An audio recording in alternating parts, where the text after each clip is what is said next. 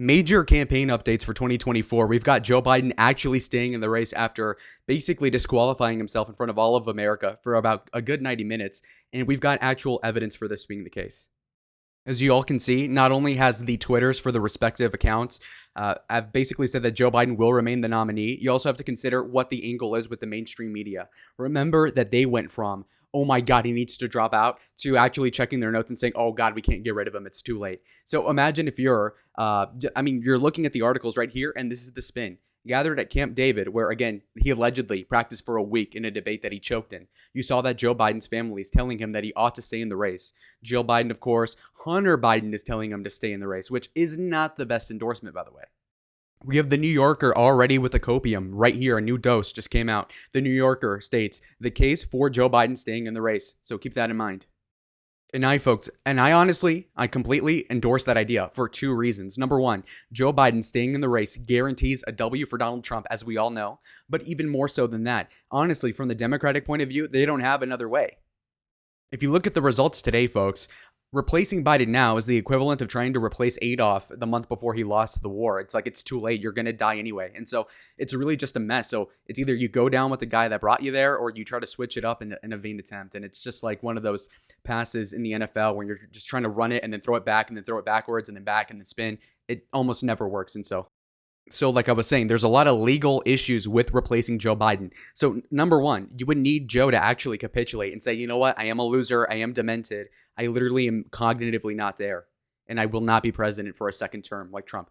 That is, or actually even worse, because the whole thing is like, oh, 2 terms, Obama, 2 terms. Joe Biden will get 2 terms and Trump is a 1-term chump.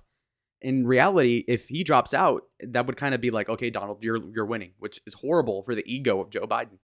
Now, what anybody with a brain knows about dementia patients is that while they're not all the way there cognitively, they still feel emotion. And one of these emotions can be anger, frustration, pride. A bruised ego can also be a huge indication for why Joe Biden will stay in the race just to prove a point.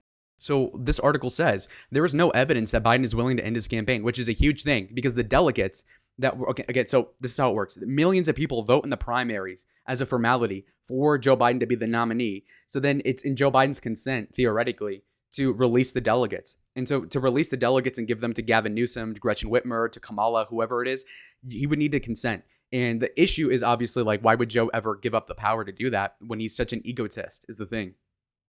And I guess the argument would be like, well, Joe's senile, so he shouldn't be able to consent either way, therefore revoke the delegates or something, which would kind of prove that the president that's being shielded by the Democratic Party right now is senile. And if he's senile, then how the hell is he president? Because I'll tell you what, whatever rigmarole is going on with the DNC is less complicated than being president, I could safely assume. Therefore, here's another stipulation for the folks at home. VP Kamala Harris cannot automatically replace Biden. Okay, so the assumption would be like, okay, Joe steps out, which he already said he won't. Harris would come in. Well, first of all, Kamala Harris for the past 5 years has been pulling behind in likability, favorability to Joe Biden. I say 5 years because ever since that campaign, the primary in 2019 even, she was super unliked. Okay, so think about it there. She was Prosecutor Harris. Prosecutors aren't popular people. They seem very unlikable to most. And Kamala is somehow she's less affable than Joe Biden, who already is underwater. Now, huge indication for an Ides of March scenario here. You look at this. The vice president is the Biden's running mate, obviously, but that doesn't mean she can just be decreed as swapping Biden out on top of the ticket by default. Okay, so also think about it this way. If Biden cannot just say like, okay, look, I'm dropping out, but here are all the delegates to Kamala, who's the vice president, which I guess like in a logical sense, like obviously that makes sense. The only issue with this, of course, is that it's not how it works. Biden's endorsement does not legally mean anything in this contest or in this race or primary situation. So basically Biden can say like, yes, I'm a senile guy who's polling really bad, but endorse Kamala. But it doesn't actually give her any delegates by default. And what's also interesting is that if you do that thing, then obviously it's an open stage for any Democrat who wants their shot at Trump to jump in the race, which obviously if you get a crack shot at being the nominee for a major party in any election, you would still, a lot of people would be up for that. Like, for example, obviously McCain lost to Obama by a lot, but if in October somebody came up to any random congressman and said, hey, do you want to like a shot at Obama? A lot of them would say yes, knowing full well they would probably lose. Now, this election will be closer than '08 probably, so it's a lot more enticing. So could you see an Andrew Cuomo go in for it? Gretchen Whitmer, Gavin Newsom, all these guys? Well, guess what? If they all run and Kamala is trying to get in there, not only will Kamala maybe lose that effort, but also what leverage would she really have? And it would just be super awkward. And I think a lot of Democrats in that position would say, hey, Kamala, you're less popular than Joe, who's already going to lose. Therefore, you shouldn't be the presumptive nominee. In which case, what is her argument? Like, well, I was behind Joe while he was literally falling all over the place. It's not really a cogent defense for Kamala being the nominee. And again, like I said, she's less popular. And so it's already an automatic L if that's the case.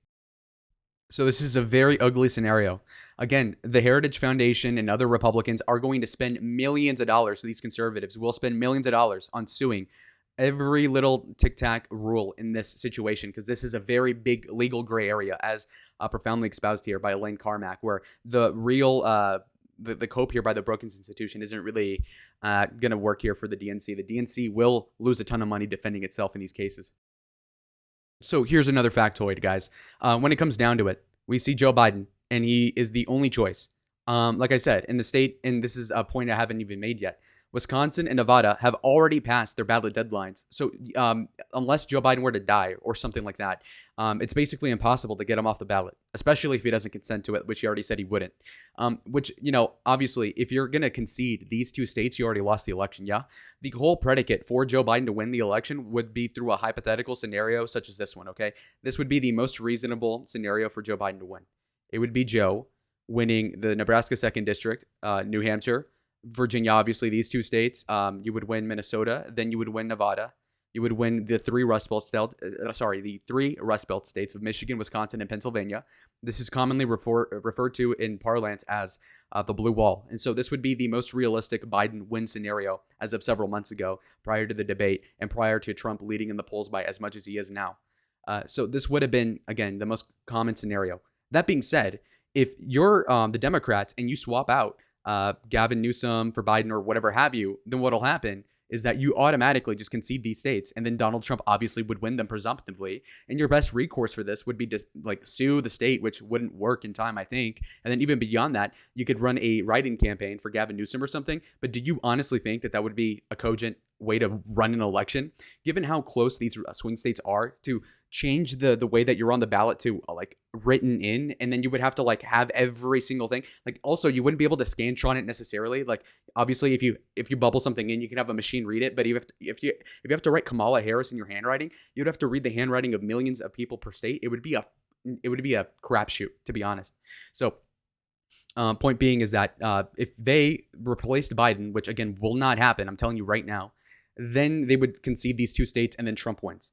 Unless you somehow add some other state magically, like North Carolina, which doesn't make sense, or you flip maybe Georgia, but again, that doesn't seem to be likely. So basically, you are reducing your chances of winning with any other candidate by giving yourself a handicap of minus 16 electoral votes to Donald Trump.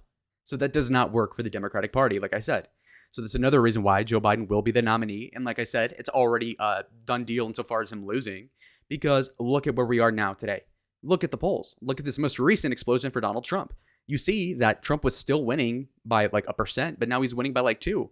And that's huge, because the popular vote has always been anti-Trump insofar as the polling is concerned, and he outperforms the polling in every circumstance, 2016 and 2020. And so for Trump to already be up in the polls, plus the fact that he's probably even higher up than that, just given how the stuff sort of works, it kind of shows that Trump is really, really looking good. So just to illustrate my point here, to wrap up, you see in the presidential election that Trump has been up by an average of about 0.8, 1%, 1%, 1.2. But now you see the very slight, and let me move my camera down slightly so you see what I'm talking about. You see right here, right above my head, you see how there's a little bit of a schism. So boys and girls, look at the trajectory of this campaign. Again, it's been very recent, less than a week since the debate, so we don't have a lot to work with. But of the most recent sample sizes and data points, we see that there has been a tangible impact by the debate thus far. There's another debate coming up in a couple months in September, which will likely be even worse for Joe, for the fact that obviously you add another 2 months of aging to anybody with Alzheimer's, most likely, and you know what? They're not going to do better. And so just look at this. Trump is up 1.4% in the FiveThirtyEight aggregated polling. which again is an indictment on the Democratic Party. But I mean, you look at this and you'll notice that obviously there's a, where Trump was a little bit ahead of Biden this entire time. Now it's actively alligator mouthing. Okay.